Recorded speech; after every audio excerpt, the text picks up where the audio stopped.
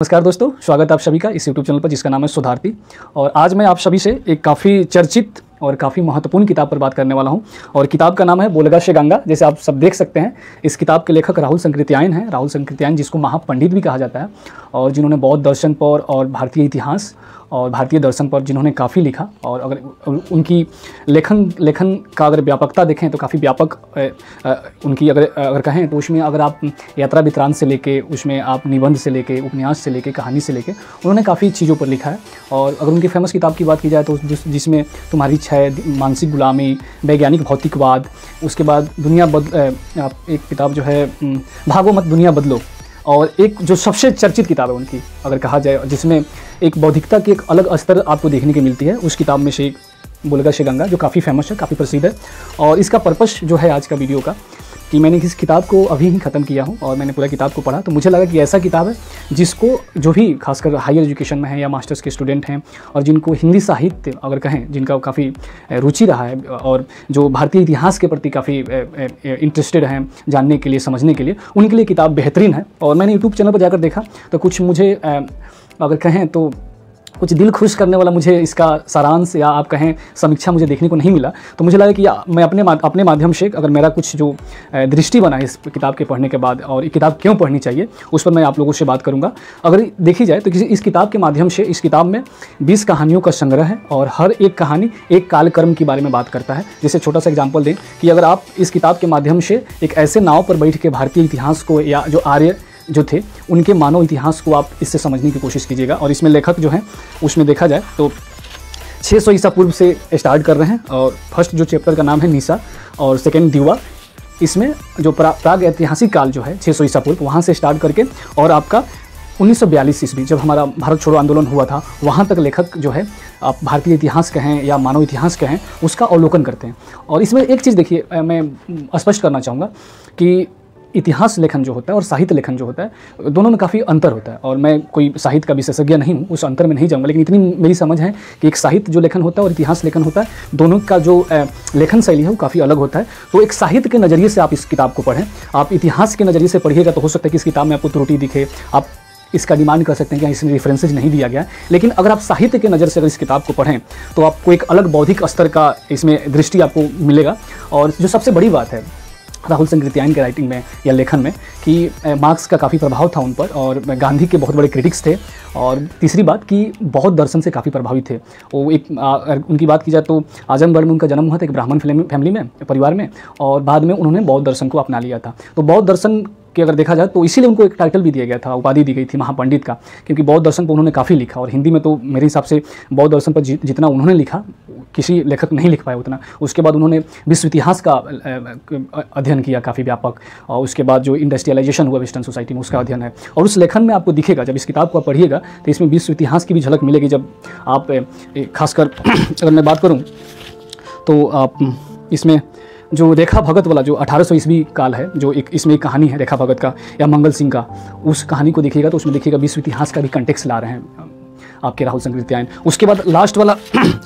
Last वाला जो सफदर कहानी है जो 1922 ईस्वी का है, उसी तरह सुमेर जो 1942 ईस्वी का जो लास्ट कहानी है इसके माध्यम से जो गांधीवादी आंदोलन था, या अगर कहें भारतीय स्वतंत्रता संग्राम में जो गांधीवादी दृष्टिकोण था, उस पर आपको एक काफ़ी अलग दृष्टिकोण इसमें देखने को मिलेगा। उसी तरह आप चले जाइए,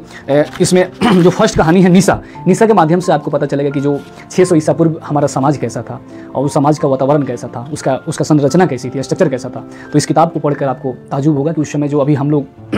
जो पितृसत्तात्मक समाज में रहते हैं, जहाँ हमारे पिता या दादा फैमिली के मुखिया होते हैं, लेकिन इस कहानी को पढ़िएगा तो आपको पता चलेगा कि जो शुरुआत जो हुआ था मानव का, या आदि मानव जो भी बोले हैं, आदि मानव शब्द का इस्तेमाल ही नहीं कर रहे हैं, लेकिन जब शुरुआत हुआ तो उसमें देखिए कि मातृप्रधान हमारा समाज हुआ करता था। दूसरा बात कि स्टेट नहीं था, और उसके एक छोटे छोटे आप कहें समूह होता था, उस समूह के माध्यम से आपके उनका प्राइवेट प्रॉपर्टी का कंसेप्ट नहीं था। तो ये जो कंसेप्चुअल चीज़ है, जो थियोरेटिकल चीज़ है, जो पॉलिटिकल साइंस में हम लोग पढ़ते हैं, स्टेट, फैमिली, या आप कहें प्राइवेट प्रॉपर्टी, उसका भी रिफ्लेक्शन इस किताब में मिलेगा आपको। उसके बाद इंडियन हिस्ट्री में अगर आप खासकर वैदिक पीरियड देखिएगा, उत्तर वैदिक पीरियड देखिएगा, या आप देखें गुप्ता पीरियड जो काफ़ी महत्वपूर्ण माना जाता है, बहुत लोग उसको गोल्डन पीरियड मानते हैं, लेकिन इस किताब में उसका क्रिटिक्स देखिएगा। उसके बाद बौद्ध दर्शन है, उसका भी रिफ्लेक्शन दिखेगा। बौद्ध दर्शन का रिफ्लेक्शन दिखने के कारण सबसे बड़ा कारण क्या है कि बौद्ध दर्शन से खुद लेखक प्रभावित था। तो कोई अगर लेखक जिस दर्शन से प्रभावित रहता है, उस किताब को लिखता है तो उस पर चाहता है कि उसका रिफ्लेक्शन हो उस दर्शन पर, तो बौद्ध दर्शन का भी रिफ्लेक्शन दिखेगा। जैसे इसमें एक कहानी है, काल जो है वो 50 ईस्वी का है। उसमें प्रभा और अश्व घोष के प्रेम कहानी के माध्यम से जो बौद्ध दर्शन का प्रभाव भारतीय समाज पर रहा, या बौद्ध दर्शन का जो मूल्य है उसके प्रति, जो उस समय का जो हमारा समाज था उसके प्रति क्यों आकर्षित था, उसके बाद कैसे डिक्लाइन किया, उसका थोड़ी सी रिफ्लेक्शन यहाँ भी दिखेगा। और इस किताब की सबसे जो बड़ी खासियत मुझे लगी कि इसमें, जैसे अगर दूसरी किताब पढ़िए आप हिंदी साहित्य में, या उपन्यास पढ़िए, मोटी किताब खासकर 280-90 पेज का और कोई किताब पढ़ रहे हैं आप साहित्य में, तो देखिएगा अलग अलग कैरेक्टर आपको मिलेंगे, बहुत ज़्यादा उसमें पात्र होते हैं, कैरेक्टर होते हैं, और आप काफ़ी कंफ्यूज हो जाते हैं उसका मीनिंग या उसका अर्थ निकालने में। इस किताब में जो कहानी लिया गया है, कहानी में बहुत ज़्यादा पात्र नहीं लिए गए, बहुत छोटे छोटे पात्र लिए गए हैं, और छोटे छोटे पात्र से भी ज़्यादा सटीक कहना होगा कि बहुत कम पात्र लिए गए हैं, 2, 3, 4 पात्र लिए गए हैं। उस पात्र के माध्यम से इतिहास का अवलोकन करने की कोशिश किया गया है, या उस कालक्रम में, जिस कालक्रम की बात की जा रही है, जैसे मैं प्रभा की बात किया, प्रभा और अश्व घोष के प्रेम कहानी के माध्यम से जो 50वीं ईस्वी में जो हमारा समाज था, भारतीय समाज था, या भारतीय उपमहाद्वीप का जो सिचुएशन था, परिस्थिति थी, उसके बारे में बताने की कोशिश किया गया है। उसी तरह देखिएगा अगर आप तो सुरैया जो एक मिडिवल पीरियड में एक कैरेक्टर 1600 ईस्वी में, उस सुरैया के माध्यम से जो मुगल शासन था या मुगल जो काल था, उस काल का अवलोकन करने की कोशिश किया कि जो खासकर अकबर का जो शासनकाल था, उसमें अकबर के जैसे जान लीजिए 9 रत्न थे, तो उसमें से 2-3 कैरेक्टर या पात्र उठा के और अकबर को पात्र बना के इस सुरैया के माध्यम से उस समय जो हमारा समाज था वो सहिष्णु था, या धर्मनिरपेक्षता की बात की जाती है, पंथ निरपेक्षता की बात की जाती है, उसका अगर आप कहें तो अवलोकन किए हैं, उस पर प्रकाश डाले हैं लेखक। तो मेरे हिसाब से बहुत अर्थों में अगर आप इस कहानी के माध्यम से आपको एक ऐसे नाव पर विचरण करने या ऐसे नाव पर बैठने का मौका मिलेगा जिससे आप भारतीय इतिहास को, या आप कहें मानव इतिहास को, जो 600 ईसा पूर्व जो वोल्गा से स्टार्ट होकर गंगा तट तक आती है, उस नाव के माध्यम से अलग अलग घाट या अलग अलग जो इतिहास काल रहा है उससे आपको अवगत होने का मौका मिलेगा। और इसमें बोल सकते हैं कि कुछ कैरेक्टर फिक्शनल हो, जो मुझे नहीं पता क्योंकि मैं साहित्य का कोई विशेषज्ञ नहीं हूँ, लेकिन जो भी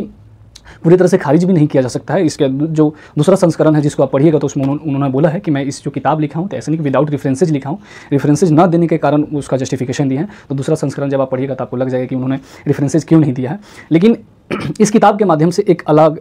और आप कहें एक नई दृष्टि आपको मिलेगी इतिहास को समझने का, और खासकर भारतीय इतिहास अगर कहें आप तो मेरे हिसाब से ज़रूर पढ़नी चाहिए आपको किताब। थोड़ा सा जो हिंदी भाषी नहीं है उनको भाषा को लेकर थोड़ा सा सहज हो सकता है, क्योंकि आप देखें 600 ईसा पूर्व से लेकर 1942 तक अगर आप किसी उतने कालक्रम में अगर आप लिख रहे हैं किताब, और उसमें आप चाहें कि भाषा अभी आधुनिक जो हिंदी भाषा वही हो तो पॉसिबल नहीं है, संभव नहीं है। तो जो भाषा के स्तर पर काफ़ी आपको डाइवर्सिटी दिखेगी, लेकिन आप पढ़ सकते हैं, अच्छी किताब है।